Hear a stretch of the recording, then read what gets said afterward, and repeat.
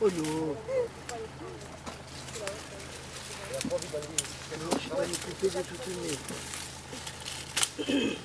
C'est copine.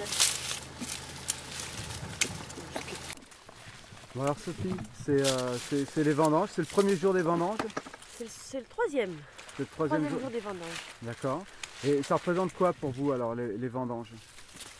Ah, ben, chaque année c'est une nouvelle expérience, un peu de stress, un peu d'envie, enfin, beaucoup d'envie, un peu de stress, des angoisses par rapport à la météo, par rapport à des pannes. Voilà, mais c'est quand même beaucoup d'impatience, on est très content de démarrer ça et de finir aussi. Vous, comment vous pourriez vous définir en tant que vigneronne? Quelle est votre plus-value? Qu'est-ce que vous apportez vraiment à vos vins?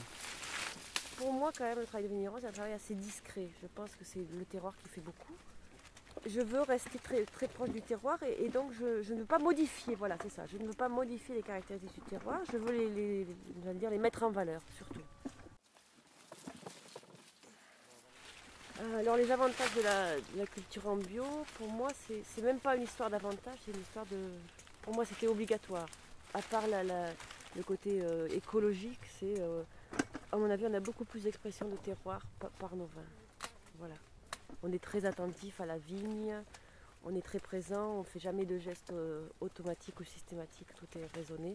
Parce que l'agriculture bio est moins, entre guillemets, efficace. Donc il faut être très présent et faire très attention. Alors Sophie, vous pourriez nous caractériser vos vins?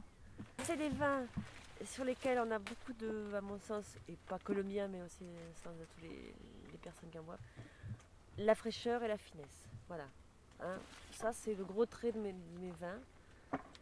Ensuite, au niveau aromatique, on est aussi sur des choses que les gens qualifient, c'est le mot qu'ils emploient souvent, c'est très aérien. Voilà. On est sur des choses très, très fines, très, très fruitées, pas du tout pommadées, pas du tout. Il n'y a pas d'interférence, j'allais dire. Voilà. C'est des choses très très fruitées ou épicées, mais avec des arômes très très purs. Voilà. Et après, on est sur des vins qui n'ont pas une ampleur en bouche énorme. Hein. On ne recherche pas le gras et le terroir n'est pas fait pour ça non plus. Donc on reste toujours sur une ligne un peu tendue, assez acide et fraîche. Ne réfléchissez pas, goûtez-le, sentez-le, buvez-le, dégustez-le, sans trop réfléchir et prenez le maximum de plaisir. Parce que j'ai envie de vous donner par ce vin-là la même envie que moi j'ai de travailler mes vignes et mon vin.